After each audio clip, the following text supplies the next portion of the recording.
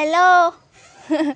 What's the พาหลังขี่นบมาแต่ทางใดเนาะมาห้องเฮโลก็นึกว่าห้องใส่ไผ่ที่แท้มีผู้ชายอยู่เทิงต้นไม้ผู้ชายเป็นบ่ได้เนาะทุกคนเนาะห้องใส่โลดมื้อนี้เฮาหนีจากสวนยางนี่มาเข้าสวนนาบ่แม่นน้ำหวายเด้แต่บ่ว่าเป็นน้ำทุเรียนน้ำประเภทนี้คันได้ถึกแล้วทั้งเจ็บทั้งแสบงานแล้วทุกคนแต่ว่าผู้ชายเพิ่นยังบ่แล้วสิอยู่เสยบ่ได้เนาะเฮาก็ต้องขึ้นไปซ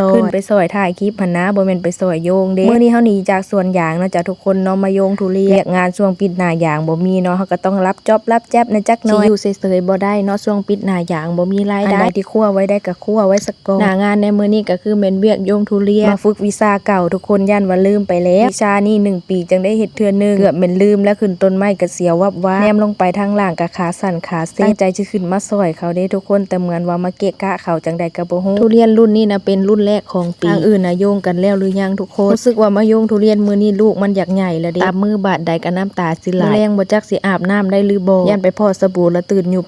อยู่น้ำทุเรียนเป็นสิ่งที่ตำแล้วเจ็บแสบแฮงถ้าโดนปลายมือปลายประสาทนะทุกคนปวดเป็นปูแต่ก็บ่เข้าใจเนาะมันก็อยู่ของมันจักไปตำเอามันเฮ็ดหยังระวังแล้วระวังอีกล้างมือกับหมุนอุยปุ้ย